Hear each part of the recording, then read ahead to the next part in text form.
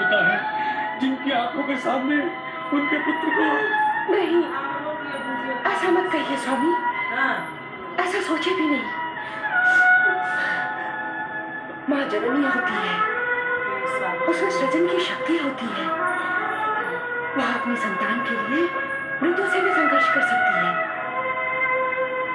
मैं भी अपने पुत्र का अनिष्ट नहीं होने दूंगी। परमपिता, क्या चंद्र सदा के लिए अस्त हो जाएगा?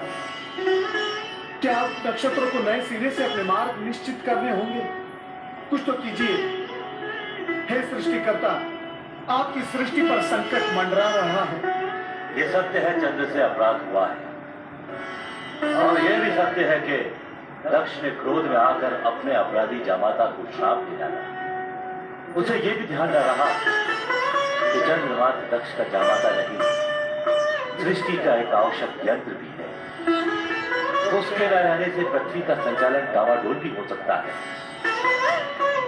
किंतु तो क्या सृष्टि समाप्ति के कगार पर पहुंचने वाली है परमपिता? मुझे ऐसा प्रतीत होता है कि सृष्टि की रचनात्मक शक्तियों पर एक द्वंद एक सीमा से आगे नहीं बढ़। इस दशा में मुझे विचार करना, विचार।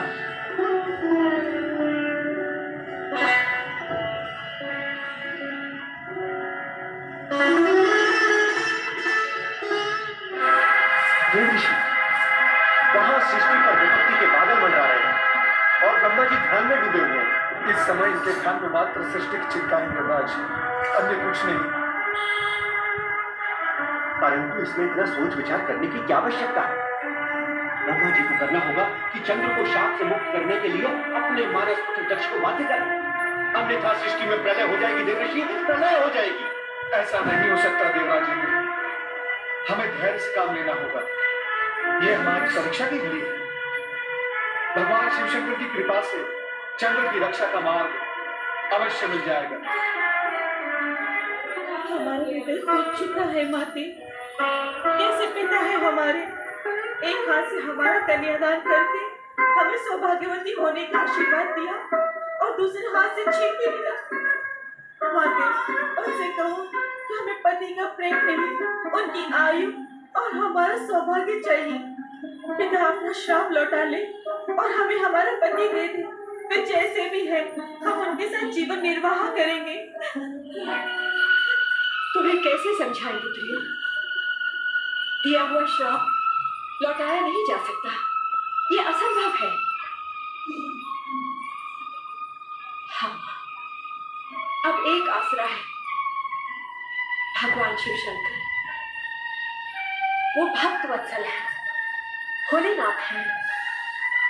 यदि उन्हें तुम बहनों पर दया आ गई तो चंद्र को नया जीवन और तुम सबको तुम्हारा सौभाग्य सिंदूर भी मिल सकता है। तुम धैर्य मत छोड़ो अश्विनी, तुम सबकी मनोकामना अवश्य पूरी होगी।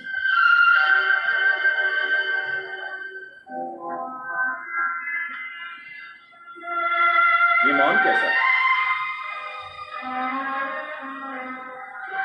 क्या मैं इस मौन का कारण जान सकता हूं? महारानी, कोई मेरे प्रश्न का उत्तर क्यों नहीं देता? आपके प्रश्न का उत्तर मैं दे दूंगी पिताश्री।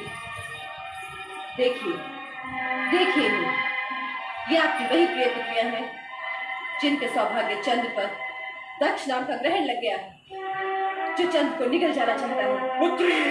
क्रोधित मत होइए पिताश्री, और इतना मंगल करने के पश्चात आपको मुझे पुत्री कहने का भी कोई अधिकार नहीं। मैं जा रही हूँ अपने पति के पास। तुम वहां नहीं जाओगी, और यदि तुमने मेरी आज्ञा की अवहेलना की तो आप मुझे भी श्राप दे दीजिएगा, इससे अधिक आप कर भी क्या सकते हैं।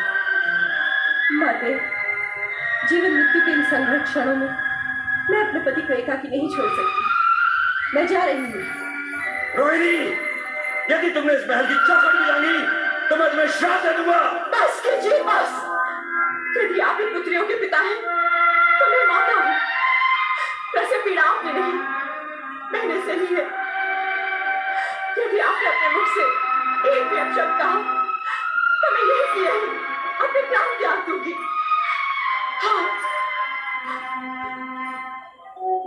राजमहल, इंद्रलोक, ब्रह्मलोक, हर स्थान पर चंद्रदेव की गंभीर स्थिति पर चिंता का वातावरण बन गया। देवर्षि नारद, गुरु बृहस्पति सहित सभी देवगण चंद्र की निरंतर क्षीण होती स्थिति से तनावग्रस्त हो उठे।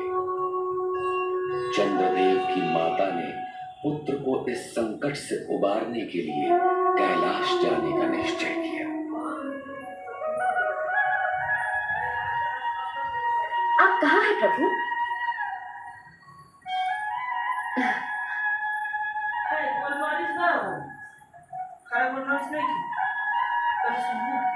आपके चरणों में मेरी पूजा स्वीकार हो प्रभु। नंदी, भृंगी, शिवगणों, प्रणाम सती माता। सती माता की जय। महादेव क्यों नहीं है? नंदी, वे कहाँ गए? मैं भी स्वयं चकित हूँ माता। जब भोलेनाथ के दर्शन के लिए मैं आया था तो भोलेनाथ यहाँ पर समाधि में लीन थे। अब पता नहीं कहाँ अदृश्य हो चुके हैं। प्रणाम महादेवी सती। संभवतः आप मुझे जानती नहीं, जानेंगे भी कैसे? आप मुझे प्रथम बार देख रही हैं। आप कौन हैं देवी? हम सब ये जानने के लिए उत्सुक हैं। मैं अत्रि ऋषि की धर्म पत्नी चंद्रदेव की माता अनुसुईया हूँ महादेवी सती। महादेव जी और आपके चरणों में प्रणाम करने आई हूँ। आप चंद्रदेव की माता अर्थात मेरी बहनों की सास माता हैं। आपका स्वागत है। आप तो हमारे लिए परम पूज्य हैं। कहाँ है देवादिदेव महादेव? हम स्वयं आश्चर्यचकित हैं कि वे अचानक कहाँ अदृश्य हो गए। ऐसा लगता है दुर्भाग्य की छाया शीघ्र ही मेरा पीछा नहीं छोड़ेगी। कितनी आशा लेकर आई थी मैं महादेव के दर्शनों के लिए। प्रत्यक्ष अथवा परोक्ष